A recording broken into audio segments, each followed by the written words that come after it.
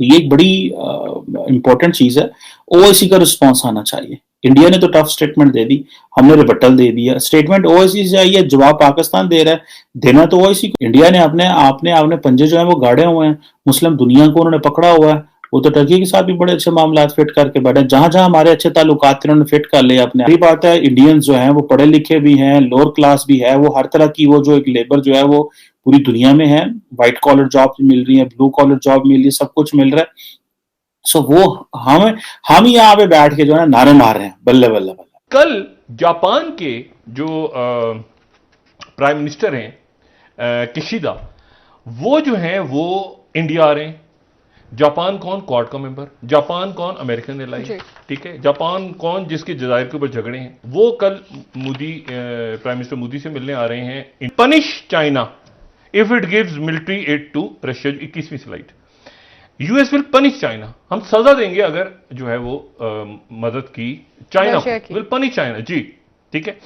और उसके बाद जो है वो ग्लोबल टाइम्स ने, क्योंकि चाइना का रिस्पॉन्स इंडिया मुसलसल डिप्लॉयमेंट कर रहा है। अपनी तारीख में इंडिया ने कभी इतनी भारी डिप्लॉयमेंट नहीं की जितनी इस वक्त कर रहा है। परचेजिंग हो रही है, एक्विजिशंस हैं, वेपन्स प्रोग्राम्स आ रहे हैं, S-400 से लेकर राफेल से लेकर। आपके ख्याल में इंडिया ये सब कुछ चाइना के लिए कर रहा है?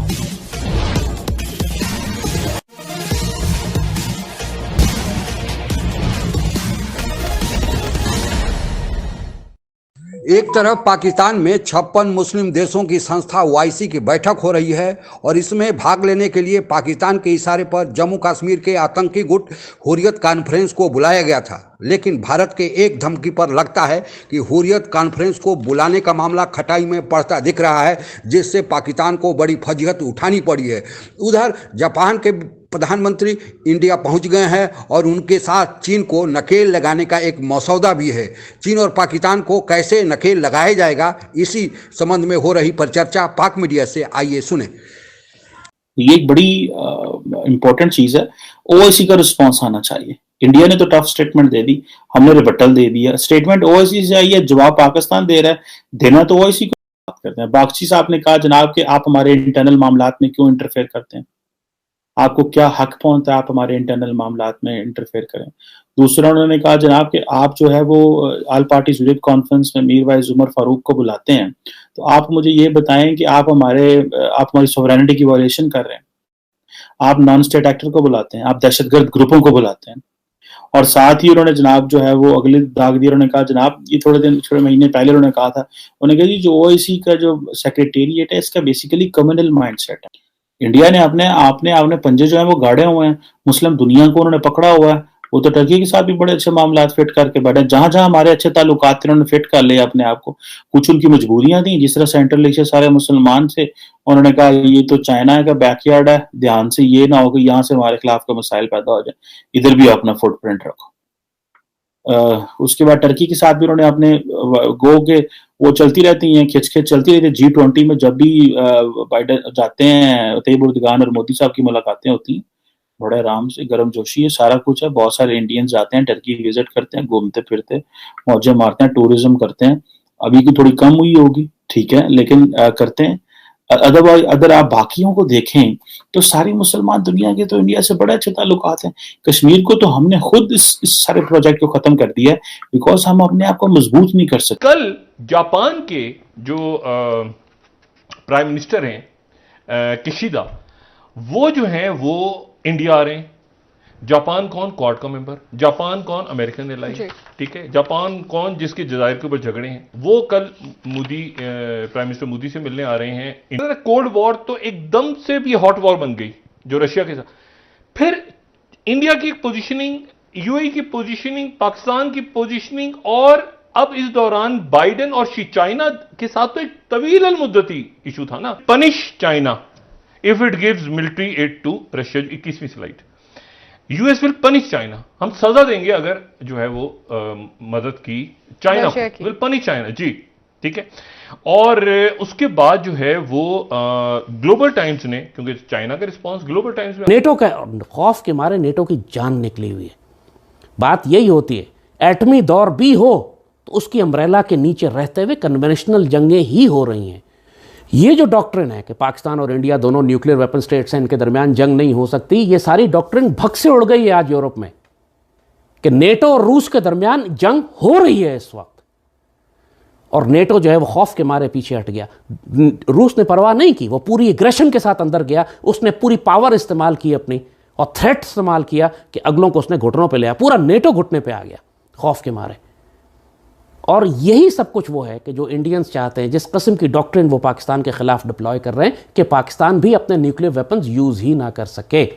इंडिया मुसलसल डिप्लॉयमेंट कर रहा है, अपनी तारीख में इंडिया ने कभी इतनी भारी डिप्लॉयमेंट नहीं की जितनी इस वक्त कर रहा है। परचेजिंग हो रही है, एक्विजिशंस हैं, वेपन्स प्रोग्राम्स आ रहे हैं, S-400 से लेकर राफेल से लेकर। आपके ख्याल में इंडिया ये सब कुछ चाइना के लिए कर रहा है? जब इंडिया ने 370-35 रिवोक किया था तो यूएई सऊदी अरब ने तो नरेंद्र मोदी साहब को हार डाले थे, हाईएस्ट सिविलियन अवार्ड दे दिया। उन्होंने कहा बल्ले बल्ले मोदी साहब क्या कर दिया। और हमारा जो था वो हमारे लिए मसला पैदा हो गया कि असा थड़ा की तलक रह गया ओआईसी के साथ। जिस मुल्क ने हमें हमारा जो है वो सबसे बड़ा नुकसान किया हुआ है कि वो कश्मीर के, हमारी तो सारी इंडिया के साथ ताल्लुकात कश्मीर के ऊपर ही खराब है ना।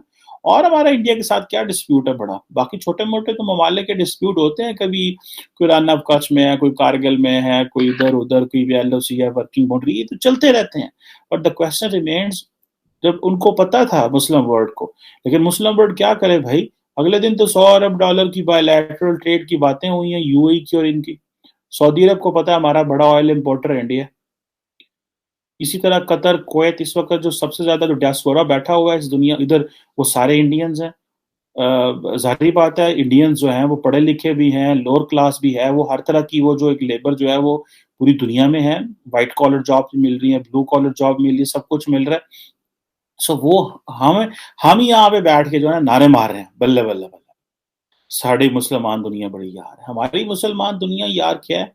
और दूसरा ये है कि हम भी तो मुसलमान दुनिया को रीड नहीं कर सके। ये जो तब्दीलियां आ रही हैं वहां पे, हम आज भी जाते हैं, कहते हैं यार को सवाल कि क्या इकोनॉमिक वॉर चाइना से हो सकती है जैसे रशिया पे हुई?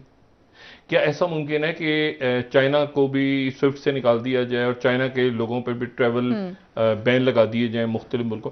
तो ये मामला जो है ये कुछ तवक्को से ज्यादा एक्सकेलेट हो गया है। जी सर, इसकी डी एस्केलेशन बड़ी जरूरी है, जरूरी बहुत लाजिम है, बहुत लाजिम कि जरा ठंडा होके मामला। अच्छा, अब वो पीस टॉक्स हो रही हैं दोबारा, पीस टॉक्स में अगर हो भी जाती है नेटो का मेंबर, वो एक उनकी कंडीशन ये है कि आप इन 2 रियासतों को माने जो कि दोनबास के अंदर हमने कही है, और क्रीमिया को माने। तो वहां पे जेलेंस्की रुके हुए हैं, और फिर जेलेंस्की को हीरो बना दिया, मजहबी हीरो भी हैं वो कैथोलिक्स की नजर में। और रूस और यूक्रेन के युद्ध के साथ अंतर्राष्ट्रीय राजनीति में बड़े बड़े परिवर्तन दिख रहे हैं। अमेरिका के संबंध पहले सऊदी अरबिया और यूएई के साथ बड़े अच्छे थे, लेकिन अमेरिका ईरान के साथ अपने संबंधों को सामान्य करना चाहता है, क्योंकि अमेरिका ने ईरान पर न्यूक्लियर हथियारों के विकास के कारण प्रतिबंध लगाए हुए हैं। आप लोगों को पता ही है कि ईरान का सऊदी अरबिया और यूएई से नहीं बनता है, क्योंकि ईरान एक शिया बहुल्य देश है और सऊदी अरबिया और यूएई सुन्नी मुसलमानों का प्रतिनिधित्व करते हैं। इसलिए सऊदी अरबिया और यूएई का ईरान से नहीं बनता है। इसी कारण चूंकि अब ईरान से अमेरिका अपने संबंधों को ठीक करना चाहता है, तो सऊदी अरबिया और यूएई अमेरिका से दूरी बनाना शुरू कर दिए हैं। और साथ ही अमेरिका ने कतर को ज़्यादा प्राथमिकता देना शुरू किया है, क्योंकि कतर के द्वारा ही जो तालिबानियों के साथ संबंध अमेरिका के हैं उन्हों से सुधारा गया है, यानी उन्होंने ही, कतर ने ही मध्यस्थता की भूमिका अमेरिका और तालिबानियों के बीच निभाई है। अब अपनी प्राथमिकता दिखाने के लिए कि हम भी कुछ है मुस्लिम दुनिया के, और आप लोगों को पता ही होगा कि सऊदी अरबिया 56 मुस्लिम देशों की संस्था OIC का अध्यक्ष है, इसलिए अपना महत्व दिखाने के लिए सऊदी अरबिया और यूएई ने OIC की एक बैठक पाकिस्तान में बुलाई है। दरअसल पाकिस्तान में यह बैठक पाकिस्तान के अनुरोध पर ही हो रहा है, क्योंकि इस साल पाकिस्तान भारत की तरह ही 75वां अपना स्वतंत्रता दिवस मना रहा है या स्वतंत्रता वर्ष मना रहा है। इस कारण सारे OIC के देश वहाँ मौजूद रहेंगे और वहाँ पाकिस्तान के परेड में भाग लेंगे। पाकिस्तान ने इस अवसर को देखकर OIC की बैठक में कश्मीर का मुद्दा भी पेश कर दिया है, और साथ ही अपनी खींच मिटाने के लिए पाकिस्तान ने कश्मीर के जो आतंकी गुट हुर्रियत कॉन्फ्रेंस है उसके नेता मीर वाइज फारूक को भी बुला दिया है। भारत ने जब यह सुना कि मीर वाइज फारूक को बुलाया जा रहा है, तो भारत ने OIC को ही धमकी दे डाली है, जिससे OIC में हंगामा मचा हुआ है, और लगता है कि मीर वाइज फारूक को बुलाने का मामला खटाई में पड़ जाएगा और पाकिस्तान को एक बार फिर शर्मिंदगी का सामना करना पड़ा है। दूसरी तरफ चीन पर नकेल लगाने के लिए जापान के प्रधानमंत्री भारत पहुंच गए हैं। आप लोगों को पता ही होगा कि जापान के साथ भारत, अमेरिका और ऑस्ट्रेलिया क्वाड में शामिल है, जिसका उद्देश्य ही साउथ चाइना सी में चीन को रोकना है। अब चूंकि एक तरफ चीन पर नकेल लगाने के लिए एक मसौदा लेकर भारत, जापान के प्रधानमंत्री पहुंचे हुए हैं और नकेल लगाने का तात्कालिक उद्देश्य यह है कि चीन रूस को मदद कर रहा है और भारत रूस का दोस्त है। दूसरी तरफ भारत का रसिया और के साथ अच्छे तो संबंध ही हैं, साथ ही सऊदी अरबिया और यूएई के साथ भी अच्छे संबंध है। ऐसी पेचीदी राजनीतिक गोटियां चल रही हैं, गतिविधियां हो रही हैं। इसमें भारत के कूटनीति की परीक्षा है।